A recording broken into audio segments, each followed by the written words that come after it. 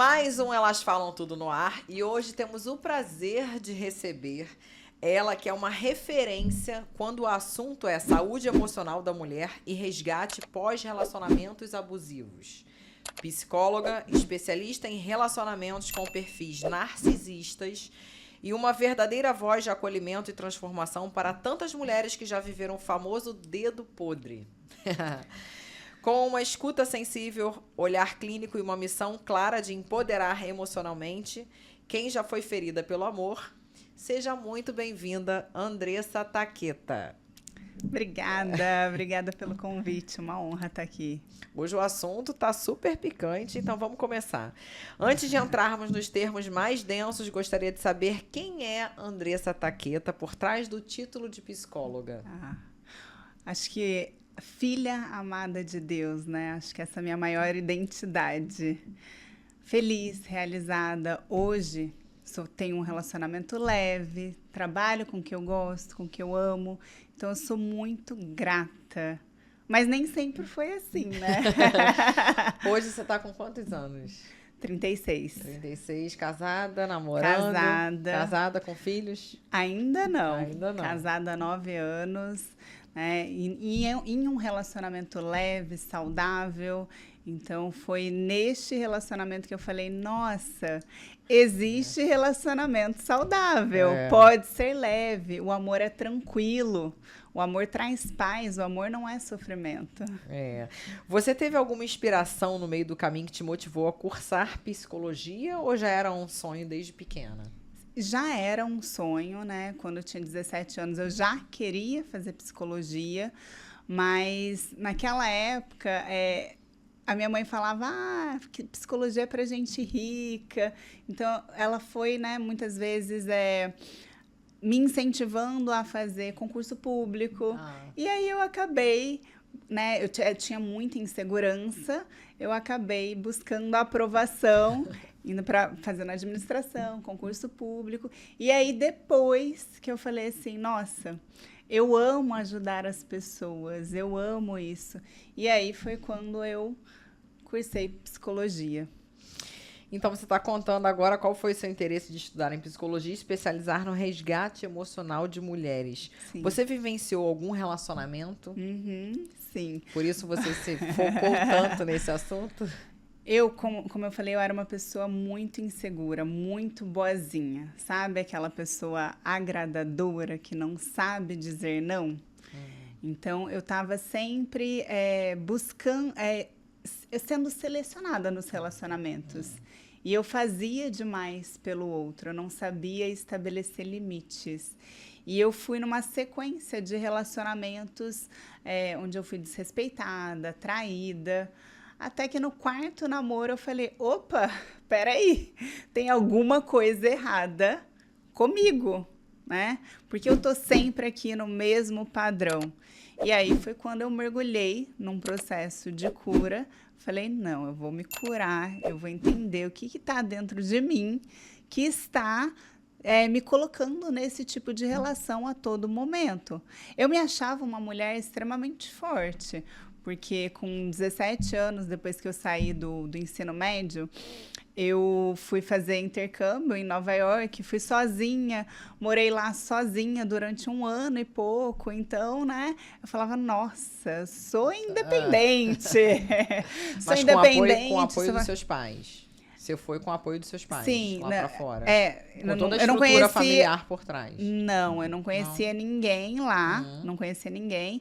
Então, eu saí do ensino médio, passei 1 ano trabalhando como secretária no escritório de advocacia. E aí, no final do ano, eu falei, mãe, eu quero muito fazer o intercâmbio e tal. Dela, não, a gente não tem dinheiro, você sabe e tal.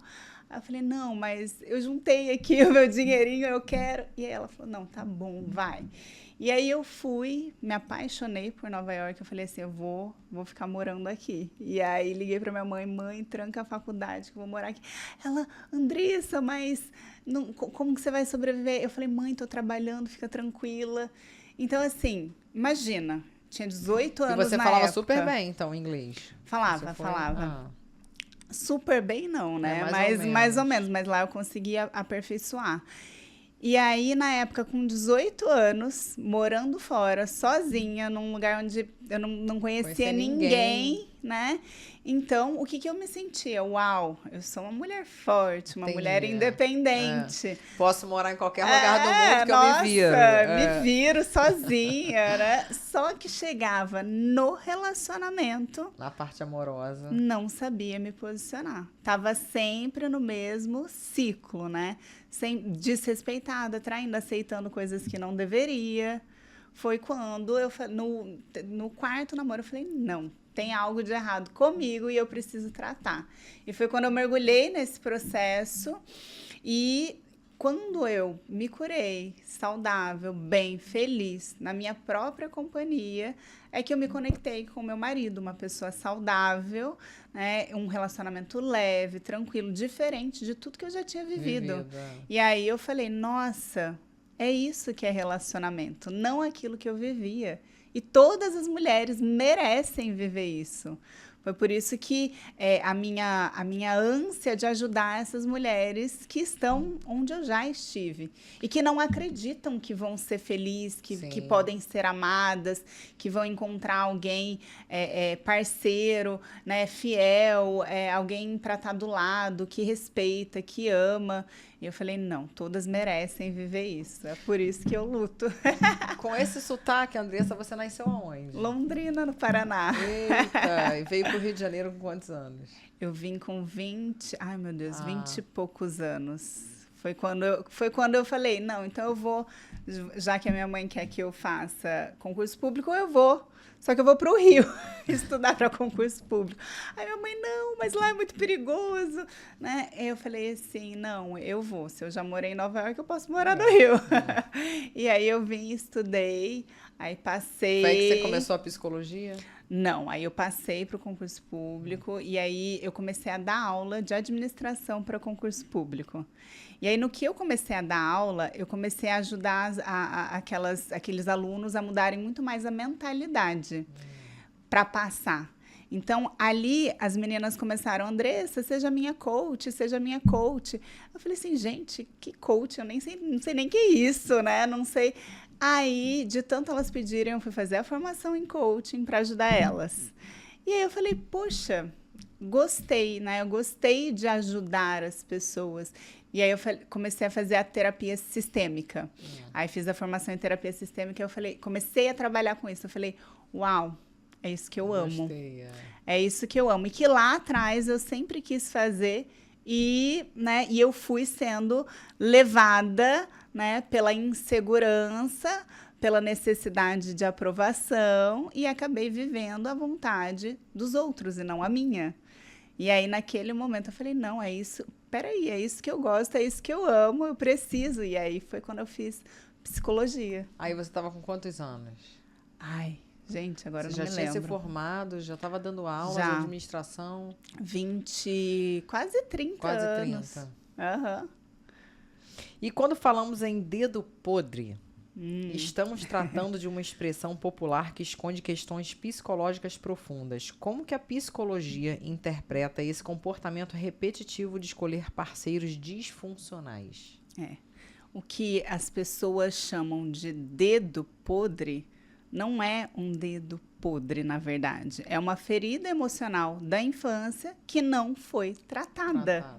Né? Tanto que nesse processo eu tive que mergulhar na minha infância para tratar essas feridas, para estar bem comigo mesma e saber me posicionar no relacionamento. Quando a gente é criança, a gente não tem só a necessidade do alimento para crescer. A gente precisa do alimento emocional para gerar maturidade emocional, para a gente crescer, amadurecer, nos tornarmos adultos. Só que quando a gente tem falta de carinho, afeto, atenção, proteção, segurança, pertencimento, a gente gera essa lacuna emocional, essa carência afetiva, e aí a gente vai crescendo com essas carências, esse vazio emocional. Então, chega na vida adulta, essa pessoa, ela projeta no outro essa necessidade de preencher esse buraco. Que não foi adquirida desde a infância. Exatamente. Então, a gente acha que escolhe as pessoas com que a gente se relaciona, mas não. A gente não escolhe de forma racional, consciente. Senão a gente falaria, nossa, eu quero alguém que me respeite, que me trate bem, que é parceiro, que é fiel. A gente teria essa pessoa, mas não, a gente escolhe de forma inconsciente. A gente escolhe através dos nossos medos, dos nossos traumas, das nossas experiências da infância. É por isso que a gente se conecta com tudo aquilo que a gente já viveu. Porque o nosso cérebro, ele sempre está buscando aquilo que é familiar, aquilo que ele já viveu. Por isso que uma pessoa que viveu em um lar abusivo, teve falta de afeto, de carinho, de atenção, quando ela tenta se relacionar com uma pessoa boa, saudável, o que acontece? Ela não se sente atraída. Ela fala, ai, nossa, não, muito monótono. Por quê? Porque ela está acostumada com a intensidade do relacionamento abusivo, daquele caos, daquela briga, daquele sofrimento, daquele vai e volta. Ela não sabe receber amor. É isso, ela nunca recebeu. Então, ela não sabe receber, ela só sabe dar. Então, ela faz tudo pelo outro. Ela acha que ela vai ter amor, afeto, quando ela fizer muito pelo outro e receber essa aprovação, a partir do esforço dela.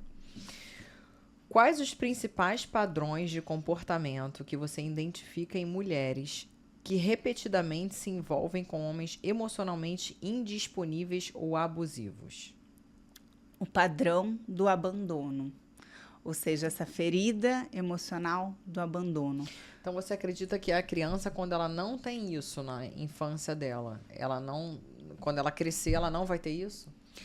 Quando ela tem essa ferida do abandono, quando ela se sentiu abandonada pela mãe ou pelo pai, o que acontece?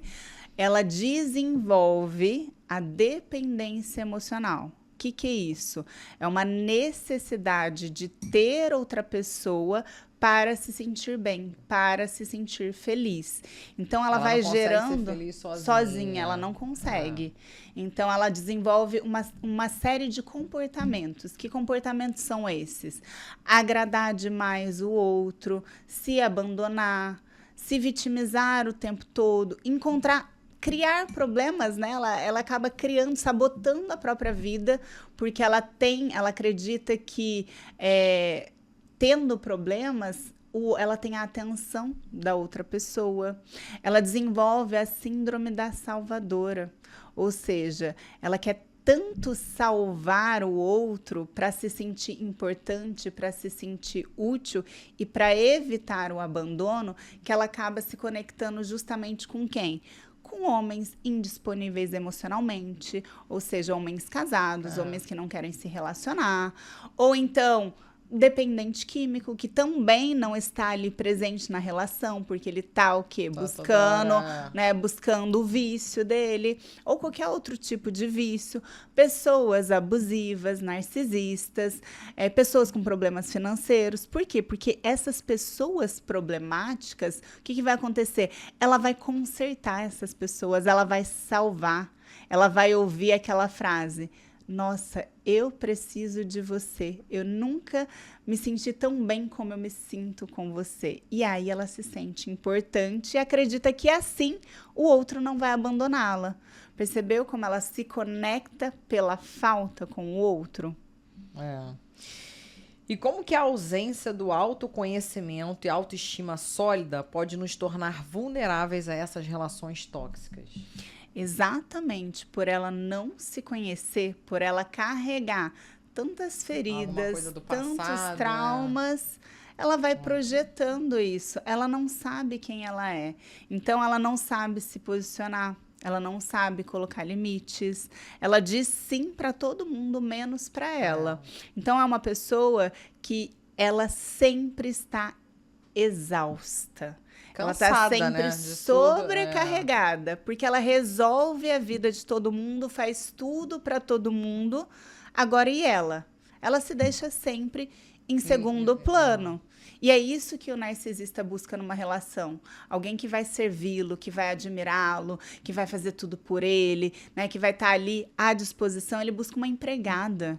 Ele busca uma empregada, ele busca alguém para atender todas as vontades dele. Ele não busca uma conexão emocional. É possível que a idealização do amor romântico perpetue ciclos de autossabotagem nas escolhas afetivas? Com certeza. Gente, o amor romântico, essa crença do amor romântico, né? O amor tudo supera, tudo crê, tudo suporta. Isso é um mito. E a gente precisa entender isso, porque o amor não suporta maus tratos, não suporta desrespeito, traições. O amor, ele precisa ser leve, ele precisa ser regado todos os dias. Outra crença do amor... Construção, é uma né? construção. É uma construção. Outra crença do amor romântico é que o amor é eterno. Não, se você não regar todos os dias esse amor, ele morre. Vem muito da Bela e da Fera, né? A Bela, a mulher doce, boazinha, ela transforma a Fera, um abusador, num príncipe encantado. Então, as pessoas ficam muito presas nessa idealização de que o amor dela, a sobrecarga dela, a entrega, a mulher que edifica o lar, ela vai com toda a entrega dela salvar o abusador. Mas, gente, que lar é esse onde essa mulher está sendo desrespeitada? Isso nem é lar, porque lar precisa de base, né? Mas ela está ali se sacrificando, acreditando que aquela fera vai se transformar em príncipe encantado. E aí ela sofre, né? Outra crença do amor romântico, amor é sofrimento. Tem muita mulher que fala isso. Vamos ver as músicas. Pagode, sertanejo, todas as músicas. Todo mundo sofrendo. É uma sofrência. Olha, eu não existo longe de você. A solidão é meu pior castigo, né? Eu tô assim, eu não vivo, a pessoa não vive sem a outra pessoa, o outro é o ar que respira, o outro é tudo. Então, eu já penso muito ao contrário. Eu já falo que se você não é feliz com si próprio, você jamais poderá fazer uma outra pessoa que esteja com você feliz. Sim, e você não... E assim, a tua felicidade não está nas mãos da outra pessoa. Não depende. O reflexo com o outro é o reflexo do relacionamento que você tem com você. Se você não se ama, se você não se respeita, se você não se trata bem, se você está sempre se colocando para baixo, se diminuindo, não tendo tempo para você... né? Se você é ausente de você mesma, como é que você vai encontrar alguém que seja presente na sua vida? Não, você vai atrair pessoas indisponíveis emocionalmente. É um reflexo. Em sua experiência clínica, Andressa, existe uma correlação significativa entre vínculos mal resolvidos com figuras parentais e os relacionamentos disfuncionais na vida adulta? Total. Muitas mulheres carregam as dores da mãe, né? Então, ela viu aquela mãe sofrer. Muitas vezes traições, abusos. Ela julga, ela fala assim, nossa, a minha mãe foi muito permissiva, ela não deveria ter aceitado isso. Não. Ela julga do lado de fora, mas inconscientemente ela acaba repetindo o mesmo padrão. É como se ela falasse, mãe, eu te amo tanto, né? Eu te honro tanto que eu sigo o mesmo caminho. Ou então, ela viu o pai trair a mãe, né? Machucar a mãe, e aí ela não podia ter um amor pelo pai. O que ela faz? Não, meu pai foi uma pessoa ruim, né? Eu não gosto dele, ele fez mal para minha mãe, mas aí uma maneira de honrar esse pai é encontrando um homem com o mesmo padrão do pai, que faz ela se sentir da mesma forma. Eu falo que isso também vai para as duas formas. A minha vida foi completamente diferente. Meu pai já era aquele príncipe para minha mãe, cuidava da família, nunca traiu. É aquele cara focado na família. Tipo, dava todo o dinheiro dele para minha mãe. São casados há 45 ou 47 anos. Então eu também levo esse padrão de querer achar um homem parecido com meu pai. Ou seja, ninguém vai ocupar esse lugar, porque esse lugar eu falo que ele no tá mundo de hoje é muito difícil. A gente precisa também tirar os pais do pedestal. De como exemplo. Sim, são muitas dinâmicas que os nossos pais nos trazem, né?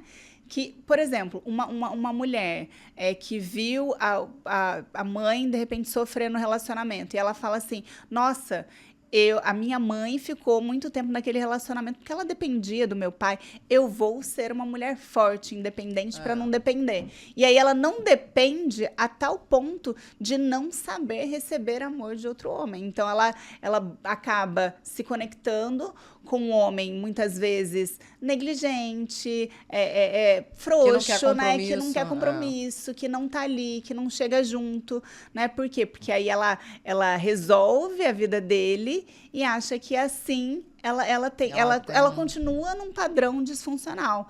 Então, as dinâmicas familiares, elas trazem de diversas e diferentes maneiras várias disfunções na maneira como a gente se relaciona. Freud fala que ele dá o nome disso de compulsão à repetição, né? Então, eu vivi algo lá atrás, o meu inconsciente capta que e essa é a forma de se relacionar, e aí ele traz para a vida adulta, pro presente, né? Uma forma disfuncional. É um pouco daquela história que fala assim, os filhos são reflexos de pai e mãe. Comportamento, relacionamentos, algumas atitudes. Porque a gente está aprendendo na infância, a gente está dando significado ao mundo na infância. Então, tudo aquilo... uma pessoa, por exemplo, uma criança que... adulta, ela fala, a minha mãe já atrasou várias vezes para me buscar na escola, porque ela trabalhava demais, o trabalho dela exigia mais dela. Essa é a adulta falando. E a criança? A criança se sentiu abandonada. Né?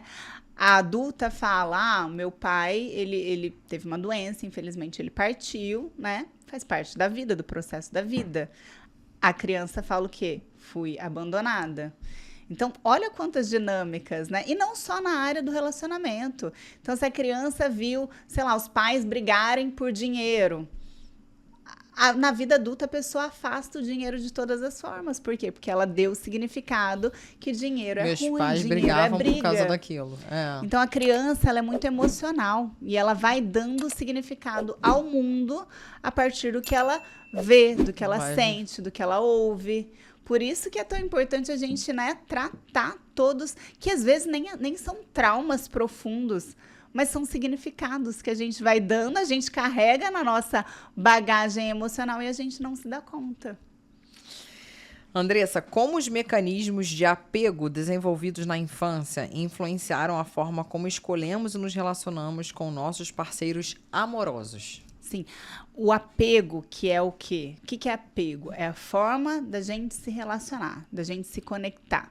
Então, existem formas diferentes de se relacionar a partir do que você aprendeu lá na infância com os pais. Então, vamos lá, uma criança que recebeu afeto, ela foi nutrida emocionalmente, ela teve senso de importância, segurança, protegida. No caso, não teve uma criança que não teve problema nenhum em relação emocional, parte emocional. Ela foi preenchida emocionalmente. Ela cria um apego seguro, uma forma de se relacionar segura. Então, ela tem segurança dela, ela sabe se posicionar, porque ela é segura de quem ela é. Ela não tem uma carência de ficar buscando a aprovação do outro. E ela entende que o amor, ele pode ser incondicional. Ela não precisa se esforçar, né? Deixar ela de lado para receber amor. Então, ela sabe receber amor. Tem muitas mulheres que não sabem receber amor. Já o contrário disso, que é o apego ansioso, é aquela criança que tem os pais, mas não tem, sofre uma rejeição, sofre um abandono. Os pais estão ali, mas estão sempre muito, não dava tempo, era meio que criado pela avó, pelas babás. Por mais que essa criança tivesse ali os pais, ela sentia uma insegurança. Aqueles pais estavam e não estavam. Ela vai criando uma maneira de se relacionar ansiosa, que é essa dependência emocional. Nossa, eu preciso fazer pelo outro, para o outro me ver, para eu ser aprovada, né? Então, ela acaba se tornando uma pessoa perfeccionista, agradadora, com muito medo de se posicionar, medo de colocar as opiniões dela. Insegura, medo medo do abandono, medo de, né? Olha, eu falo muito, tem muitas pessoas que chegam na minha caixinha que estão ainda começando a se relacionar. E aí elas viram eternas ficantes. Por quê? Porque elas não conseguem falar, olha, eu quero um relacionamento sério. Se você não quer, tchau. Não, medo de perder, ela vai sendo guiada pelo medo de perder a outra pessoa. Você se posiciona? Sim. Eu me posiciono até demais. Sim, com certeza. Eu até assusto. Porque eu falo exatamente o que eu quero. Eu sou muito objetiva e prática naquilo que eu quero. Então, que bom, porque aí só fica mesmo... Quem quer. Quem quer. Quem topa aquele relacionamento. E quem te valoriza por quem você é. Isso. Porque se você tiver que se afastar da sua essência para agradar o outro... É porque eu tô com a pessoa errada. A pessoa errada. Eu tive vários relacionamentos assim. Trabalhei na TV durante 7 anos na Band. Eu tive namorados que falavam, ou você vai sair da televisão ou eu não quero mais você. E eu largava o namorado. Tá certo. Eu era noiva. Antes de eu casar, eu fui noiva do menino, 2 anos e meio. E eu adorava desfilar no carnaval, rainha de bateria. E ele falava, não, minha mulher não desfila em carnaval. Aí eu falei, não, mas eu vou desfilar. Você já me conheceu como rainha de bateria, eu era da Estácio e ia passar para Unidos da Tijuca. E ele falou, não, se você topar o carnaval, nosso relacionamento acabou. No dia seguinte, eu tirei a aliança de noivado e eu falei, eu vou desfilar no carnaval. E eu largava os homens. Sim, mas olha só, se uma pessoa te pede para você deixar aquilo que tem importância na minha para vida, você, porque não quer me ver feliz. Exatamente, porque não quer me ver porque feliz. aquilo que é importante para você não é importante para ele. E uma pessoa que tá do teu lado, ela valoriza aquilo que é importante para você. Assim, e quer me ver crescer. Exato. E quer me ver feliz quer me dar força. Caramba, eu já conheço ela fazendo isso. É isso. E assim, eu falo assim, eu vejo muito... Eu falo assim para as minhas alunas que eu vejo muito cuidado de Deus no meu casamento, sabe? Porque eu vejo assim que o nosso passado não define o nosso futuro. Então, o que elas viveram, elas podem se curar para viver um amor saudável. E quando eu vejo meu marido me incentivando, ele comemora mais do que eu as minhas conquistas. Olha que legal. É muito engraçado, porque às vezes ele tá feliz, fulano, e eu, eu vejo como é importante para ele a minha felicidade. E, gente, é isso, você precisa estar ao lado de alguém que te agregue, que cresça com você, que se importe com a sua felicidade, que te respeite. Então, se não tem a base, esquece. É melhor ficar sozinha. É antes só do que mal acompanhada mesmo. Agora, a dependência emocional faz com que as pessoas fiquem em relacionamentos ruins porque tem um medo enorme de ficar sozinha. Em termos psicológicos, o que caracteriza a famosa atração pelo errado? E por que esse padrão se repete mesmo com a consciência do prejuízo? Você sabe que aquilo ali é errado, mas aí você repete aquilo e não consegue sair daquilo ali. Exatamente pelo vício. Olha só o que a gente está falando.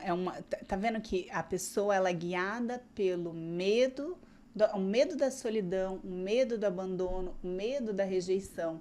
Então, quando ela encontra alguém, por exemplo, o próprio relacionamento com um narcisista, no início é maravilhoso. É muito afeto, carinho, a pessoa coloca, né, a vítima lá no pedestal, faz tudo por ela. Então, ela se sente vista e especial como ela nunca se sentiu antes.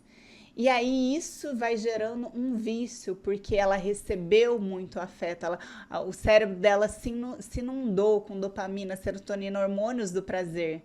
E aí, aos poucos, do nada, quando ele sente que tem o controle, aí começam as desvalorizações. Aí o que a vítima faz? Ela vai buscar aquilo do início que ela recebeu. E aí ela começa a entrar numa confusão mental. Mas peraí, mas era tão bom. E aí ela começa a idealizar. Não, mas pode ser de novo. Eu acho que eu preciso melhorar. E aí ela começa a se moldar. Se cobrar. E aí ela deixa as coisas dela de lado, né? Como, você não pode desfilar. Aí ela deixa de desfilar. Você não pode trabalhar na TV. Deixa de trabalhar na TV. E aí ela vai fazendo Começa a abrir mão da própria essência dela. Da própria essência. E aí, quando ela percebe aonde ela está, que é doente, sem autoestima, se sentindo culpada, insegura, ansiosa, angustiada, confusa, doente emocionalmente, doente fisicamente, ela fala, meu Deus, eu preciso sair daqui.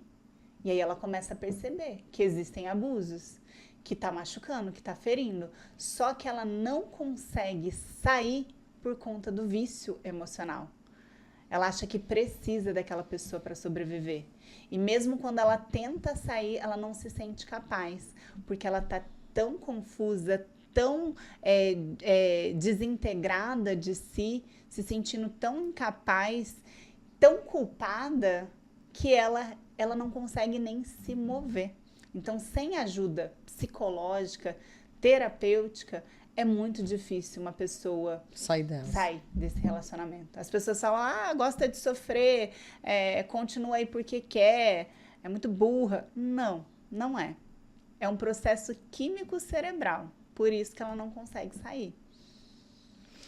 Existem traços de personalidade que tornam determinadas mulheres mais suscetíveis a se envolverem com homens narcisistas ou emocionalmente abusivos? Sim. Qual que é o traço? Esses traços de não saber dizer não, ser permissiva, não querer entrar numa discussão, não conseguir se posicionar, não conseguir estabelecer limites.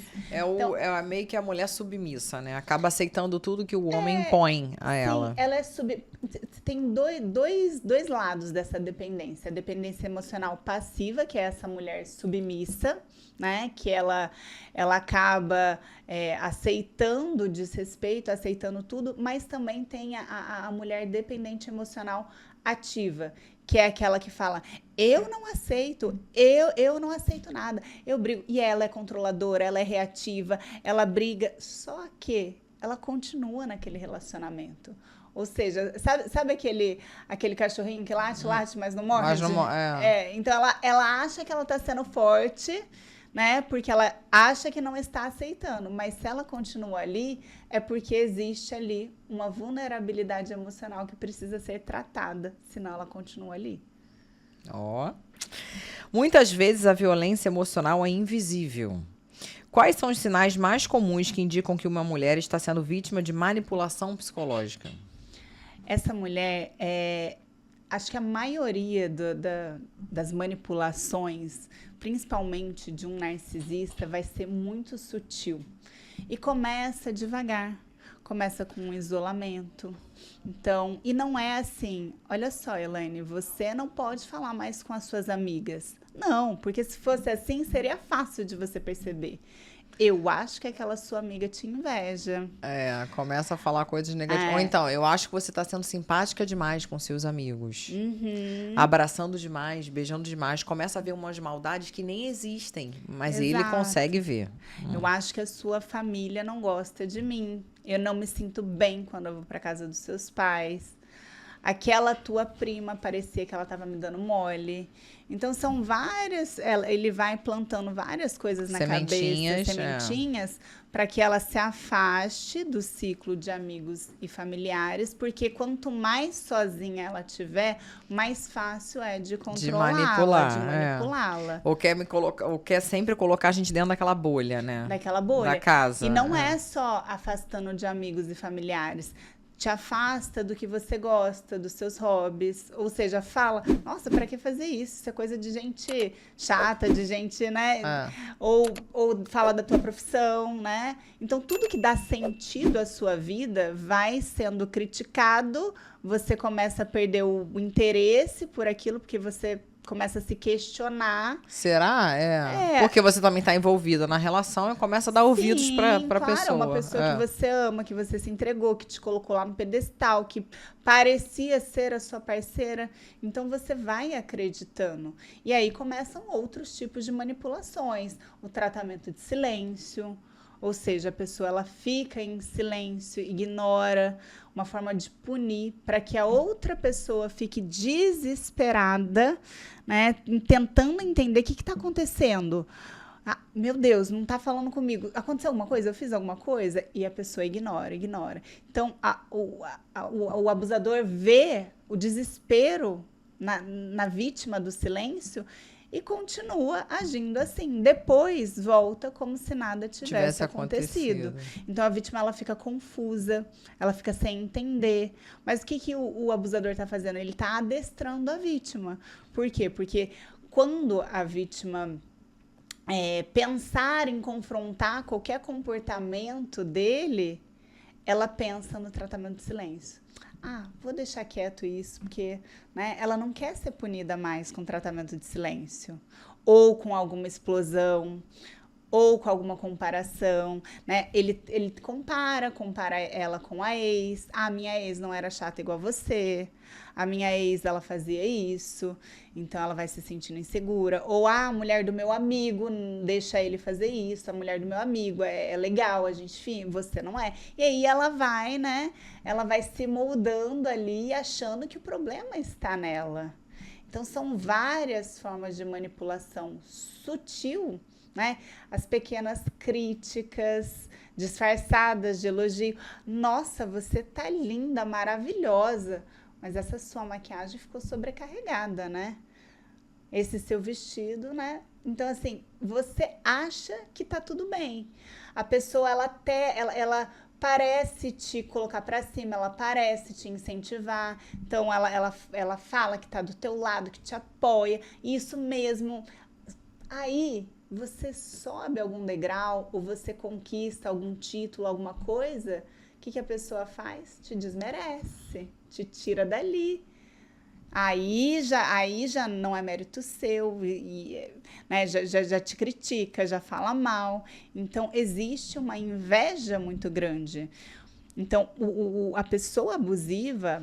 Parece até que é seu inimigo, né? Como se o narcisista, fosse. ele inveja a felicidade da outra pessoa. Então, como é que uma mulher, ela consegue ser feliz ao lado de alguém que, ao invés de incentivá-la, apoiá-la, estar ao lado dela, quer derrubar, quer tirar a felicidade? Todos os momentos bons são derrubados pelo narcisista. Então, datas comemorativas, aniversário de casamento, namoro, ano novo, Natal, todas essas datas, o narcisista ele dá um jeito de estragar. Ou então se isolar. Ou então querer passar uma data comemorativa só ele, o casal. Sempre. Tipo assim, sem amigos em volta. Amigos. Por quê? Porque o narcisista ele inveja o afeto que a vítima tem das pessoas. Então, por exemplo, você, no seu aniversário, você recebe afeto dos amigos, da família, de todo mundo. Então, você se sente amada, querida. Ele odeia isso. Que ele quer que ele seja o centro das atenções. Ele quer que ele seja o único provedor desse afeto, para que você fique totalmente dependente dele. E ele não consegue sentir conexão emocional. Narcisistas não amam, eles não conseguem amar. Então, ele inveja a conexão que você consegue sentir, entende? Por isso ele faz isso. Então, não tem como é que você convive e não adoece ao lado de alguém que está fazendo de tudo para te desestabilizar o tempo inteiro? te desestabilizar, fazer você se sentir insegura, culpada por tudo, ansiosa, pisando em ovos, porque cada hora essa pessoa tá de um jeito, ela sempre arruma um caos, um conflito, né? Confusa, porque ele dá e tira o tempo todo, depois de uma briga, depois de xingar a outra pessoa, ele vai lá e age como se nada tivesse acontecido, querendo beijo, querendo sexo. Então não tem como. É adoecedor conviver com alguém assim. E não tem cura? Não tem um remedinho que a pessoa possa tomar? Ai, poderia, né? Nossa, o mundo seria tão melhor se tivesse esse remedinho. Não tem cura mesmo. Acho que com muita terapia ou psiquiatra, alguma coisa, a pessoa dá uma melhorada, né? Então, vamos lá. É um transtorno de personalidade. O que significa isso? É um conjunto de características que essa pessoa desenvolve na infância. Então, tem a influência genética, mas ela passa por traumas, abuso, negligência, ou uma superproteção, né? Ela é colocada ali no pedestal e não tem limites. Ela desenvolve essas características, né? O senso de superioridade, a inveja, a falta de empatia, enxergar as pessoas como objetos para explorar, manipulação. Então, ela desenvolve esse padrão de comportamentos. E ela tem uma vergonha muito grande dela mesma. A pessoa narcisista não é uma pessoa autoconfiante, com uma boa autoestima. Pelo contrário, ela tem até baixa autoestima. Que ela cria uma imagem para poder ser admirado pelas pessoas. E existe, olha só, como é que a gente muda, né? Como é que as pessoas mudam comportamentos dentro da terapia? Primeiro, autorresponsabilidade. Segundo, empatia. O narcisista, ele não é capaz de reconhecer as próprias atitudes. Então, ele não é autorresponsável. Ele coloca a culpa em todo qualquer pessoa, menos nele próprio. Menos nele. E outra questão, ele não tem empatia. Ou seja, ele não se arrepende de forma genuína.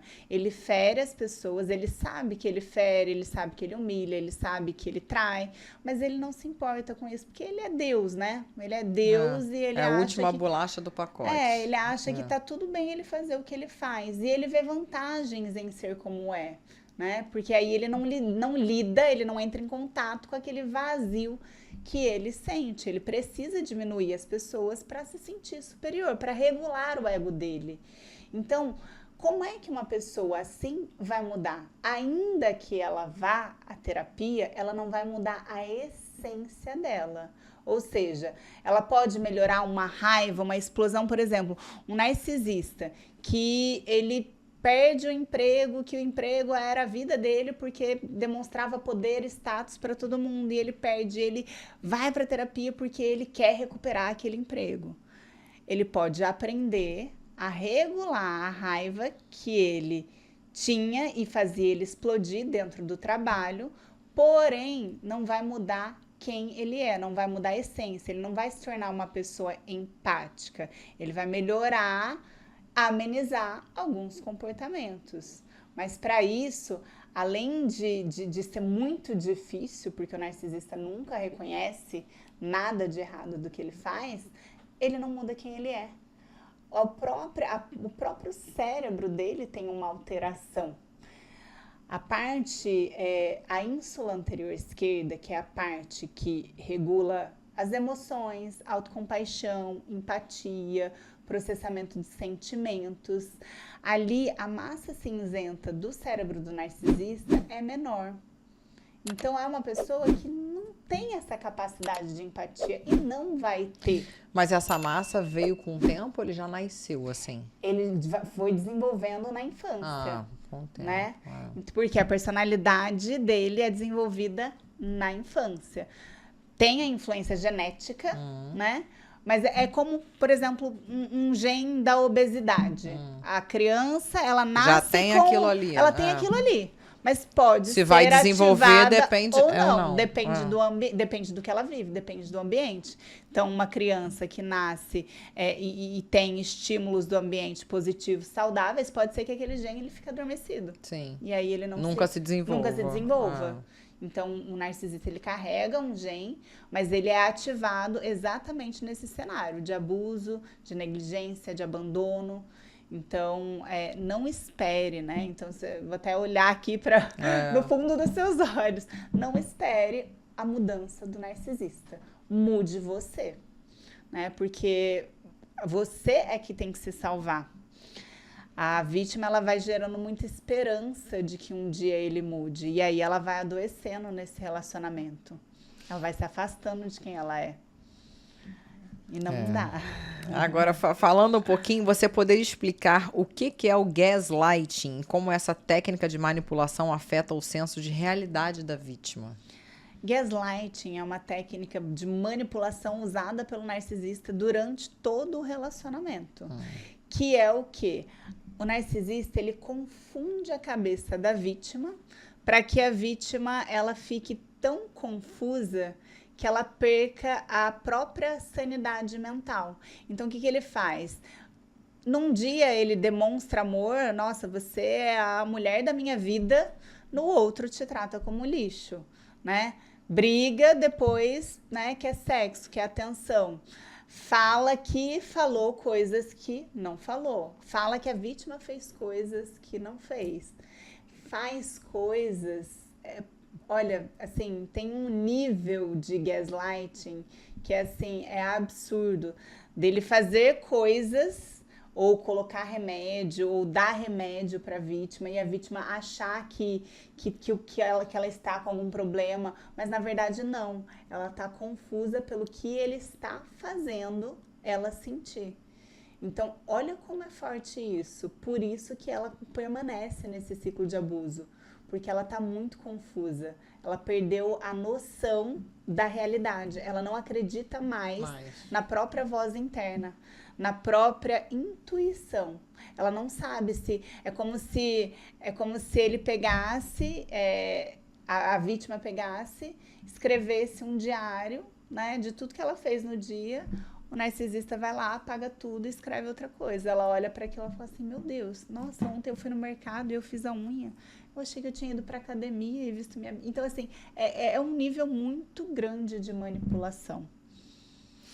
Andressa, existe alguma diferença entre uma pessoa com traços narcisistas e alguém com transtorno narcisista diagnosticado? Existe sim. Porque todos nós podemos ter traços narcisistas. Sim, né? A então, gente assim, sempre se encaixa em alguma coisa, né? Mas não... por exemplo, a inveja é um critério da personalidade narcisista. Isso quer dizer que todo invejoso é narcisista? Não. E isso é importante falar, porque hoje em dia se fala muito de narcisista, e aí as pessoas veem o comportamento de uma pessoa e colocam na caixinha. Ah, é narcisista. Não, às vezes não. Às vezes é só uma pessoa imatura, às vezes é só uma pessoa que não presta, não.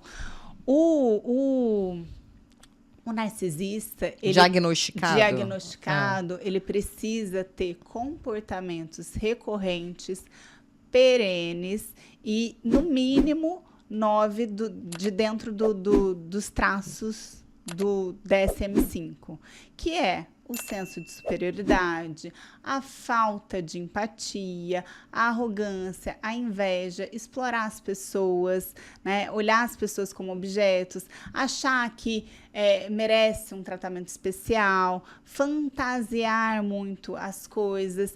Então, a pessoa precisa se encaixar nos traços, precisa ser permanente, e o que diferencia o narcisista é a falta de empatia. Porque você pode ter traços narcisistas, mas tem empatia. Então, você não é um narcisista patológico. O patológico não tem empatia. Ou seja, uma pessoa que não se importa... pensa no outro, Não se importa com as suas necessidades, com os seus desejos, com o seu sofrimento, ele não tá nem aí. Ele finge empatia muito bem, ele finge ser generoso, ser altruísta. Mas na verdade ele não tá nem aí. Não tá nem aí. Tanto que, assim, a vítima fica muito confusa, porque ela vê o narcisista lá na igreja ajudando todo mundo, vê o narcisista fazendo caridade. Nossa, não. E aí ela ele fica, é do bem, ele não é no assim. No fundo, ele tem um bom coração. Não. Ele faz isto justamente para mostrar, para receber a validação de que ele das é uma pessoas, pessoa boa. Do bem, isso aí. Mas ele não é uma pessoa boa.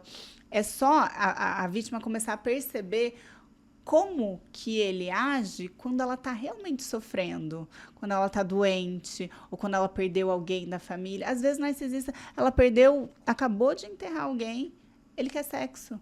Ou ela está no puerpério, sofrendo, quer sexo. Então, assim, é uma falta de humanidade, uma crueldade, que ela consegue perceber que ali não existe empatia. Então, olhar para esses momentos que você mais estava, assim, sofrendo, como que o narcisista agiu? Ele te ajudou? Ele se importou? Não. Ele não se importa, ele minimiza os sentimentos da outra pessoa.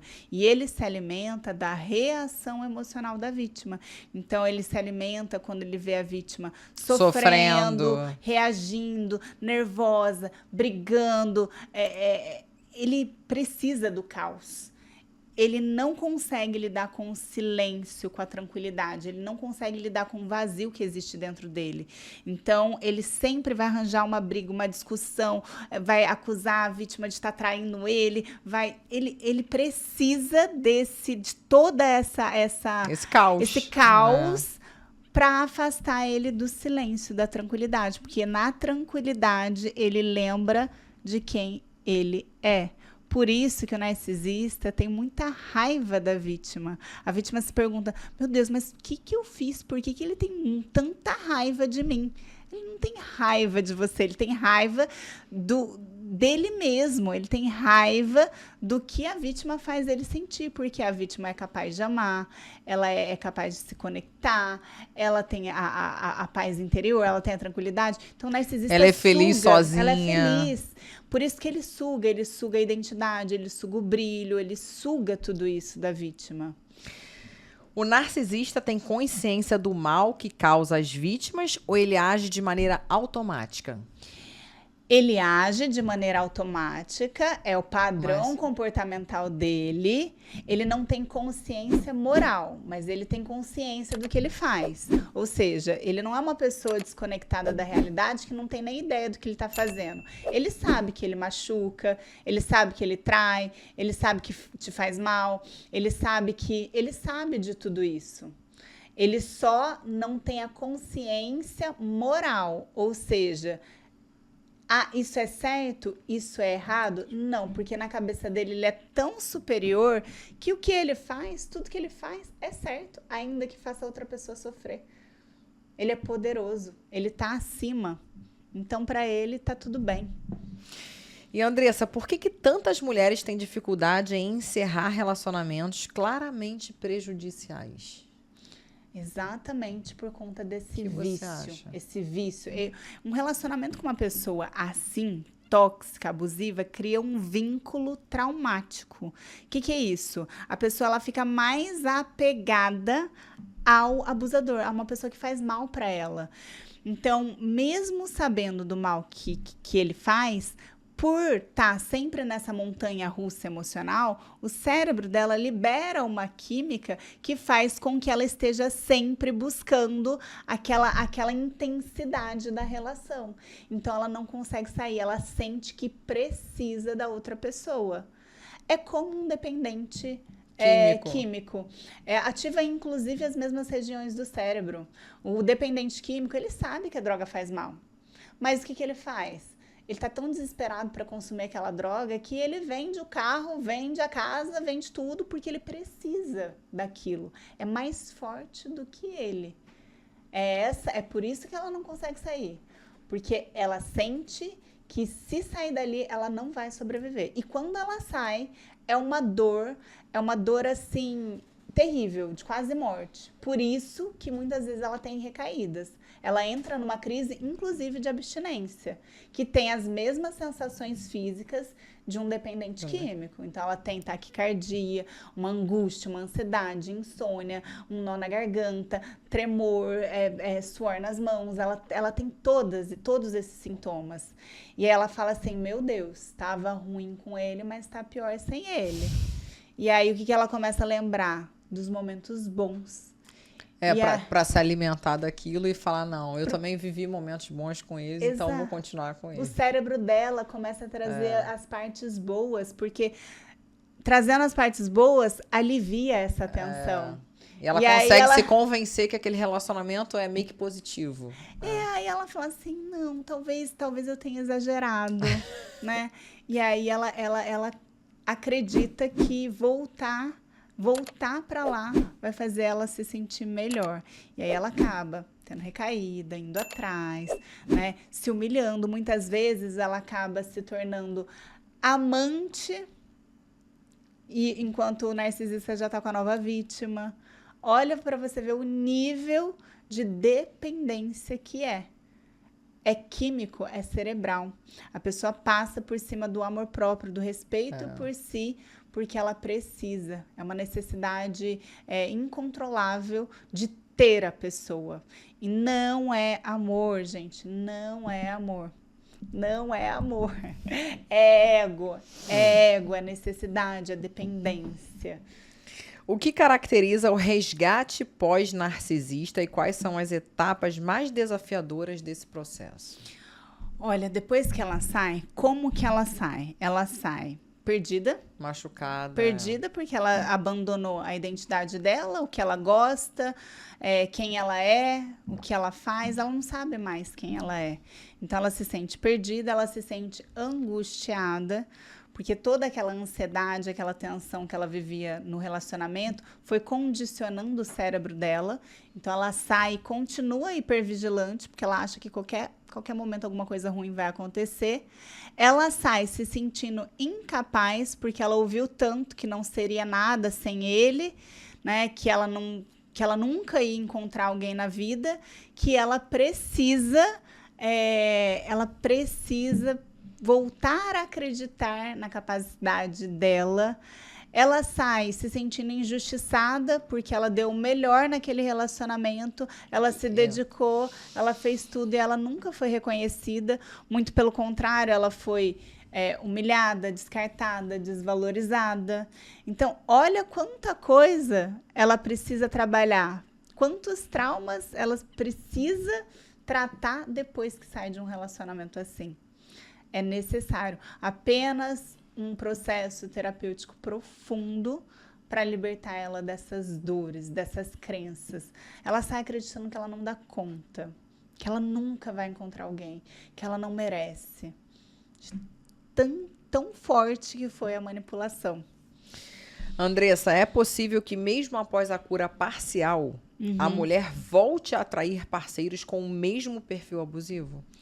Se ela não se curar totalmente, se ela não continuar alimentando a autoestima dia após dia, é possível sim.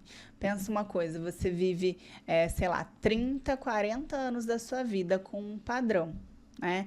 E Como faz para mudar isso? E aí você entra num processo de cura e deixa isso no meio e já foge para um relacionamento, é uma fuga.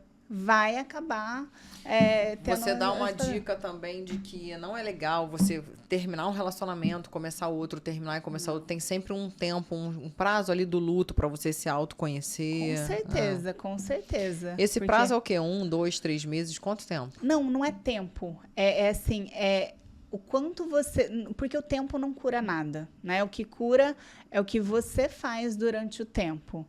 Então, o tempo é o tempo necessário para você curar todos esses traumas, ressignificar todas essas dores. E você tá tão bem, tão feliz na Sozinha? sua própria companhia, Sozinha, sem precisar de ninguém, você fala assim, nossa, eu tô tão feliz, a minha vida tá tão interessante, tô aqui, a minha vida espiritual tá fluindo, a minha vida profissional tá crescendo, eu tô prosperando financeiramente, eu tenho relações boas com as minhas amigas, eu faço coisas que eu gosto, eu tô bem, eu tô feliz, eu tô inteira. Aí sim ela tá pronta para se relacionar. Porque aí ela vai atrair alguém que vai agregar. Que vai somar. Que vai somar. Que não comece a sugar. Exato. Querer te podar das coisas que são prazerosas na tua vida. Exato. Não te ver crescer. Como equilibrar a busca por relacionamentos saudáveis com a necessidade de um tempo de solitude? É isso que a gente acabou de falar. Como que equilibra isso? Então, é deixar fluir, né? Porque se ela tá bem e feliz com a própria companhia, né? Ó, vou citar o meu caso, né? Quando eu encontrei meu marido, eu tava bem. Eu tava tão feliz na minha própria companhia que quando ele apareceu e querendo, né? Namorar, casar e tudo. Óbvio que não de cara, mas assim, eu vi que ele queria um relacionamento sério. Eu tava tão bem, tão feliz que eu falei, tá tão bom assim, a minha vida tá tão boa, será que tem espaço? Então eu fui dando tempo pra gente estar junto, né? E eu falo sempre isso, o tempo, quando você começa a se relacionar com alguém, ele é ingrediente essencial para ter um relacionamento saudável. Porque você vai conhecendo a pessoa, você vai entendendo os valores dela, os objetivos de vida, né? Se ela é a pessoa mesmo que você quer ter ao seu lado. O casamento é a decisão mais importante da nossa vida. Mais que trabalho, mais que tudo. Por quê? Porque o trabalho você muda, né, você vai querer, sei lá, de repente dali a 5, 10 anos, você vai arranjar outro propósito, outro hobby, outra coisa que te faça bem. Agora, o casamento é uma escolha, né, para a vida inteira. Então, essa é a pessoa que eu quero que envelheça ao meu lado. Então, você precisa desse tempo para conhecer a pessoa. Bom, então já que você falou tanto do seu marido, vou presentear você com 2 rodízios da melhor churrascaria que temos aqui no Rio de Janeiro, para ir com o maridão. Ótimo, você gosta de carne? Vou adorar. Gosto. E Andressa, como trabalhar o medo de amar de novo, sem cair no extremo da desconfiança constante? Se curando. Não tem como você sair de um relacionamento que te machucou e você não ter medo de se relacionar novamente. Porque é um mecanismo do cérebro. O cérebro, ele projeta automaticamente. Se você foi traída, você vai falar assim, será que ele não tá me traindo? Será?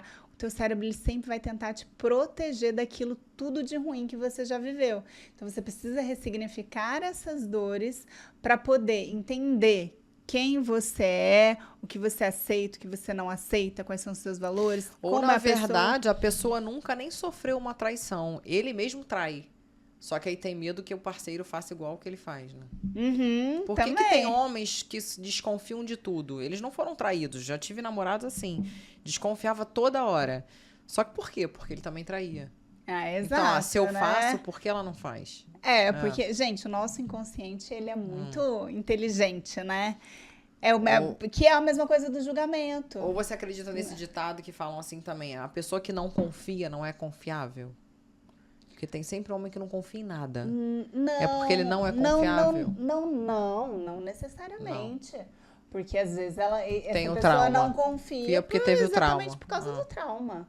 Existe a pessoa que não, porque ela não é confiável, e existe a pessoa que não confia por medo mesmo de ser traído novamente. Eita. E para finalizar, que conselhos você daria a uma mulher que neste momento se sente perdida, desvalorizada e sem forças para recomeçar, Andressa?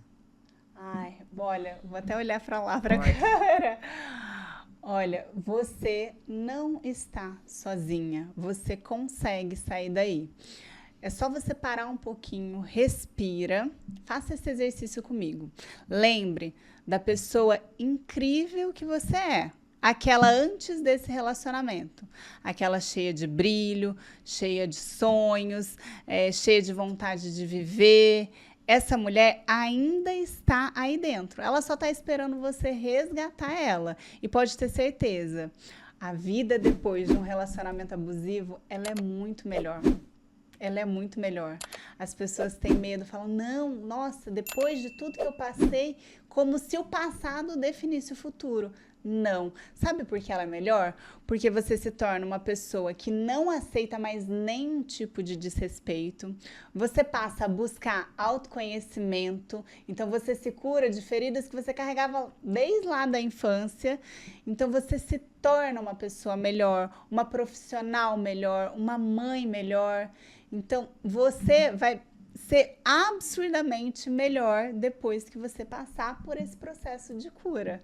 Então, existe vida e existe uma vida maravilhosa. Oh, adorei te receber aqui. Eu que adorei. Me fez refletir obrigada. sobre N situações. Tinha hora que você falava, tinha até que pescar meu pensamento que estava lá no passado. Muito bom. Obrigada. Muito bom você nos ajudar, se ajudar também e nos ajudar, as pessoas que precisam dessa orientação terapêutica. Obrigada. Nesse mundo muito louco de hoje, tá tão em alta narcisismo, porque as pessoas estão assim, muita carência, muitos traumas. Sim. Enfim. Mas e essa é importante. Eu adorei, né? Exatamente. As perguntas que você fez, né, faz a gente realmente olhar pra gente olhar pra dentro. Mas peraí, tudo é culpa do narcisista? Não. E eu? Por que eu estou nesse relacionamento? Por que eu atraí esse tipo de pessoa? E isso é o mais importante, a gente olhar pra dentro. Pra cada um. Obrigada.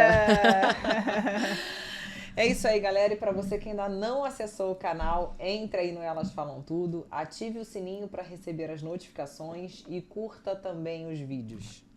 Beijo e até a próxima quinta.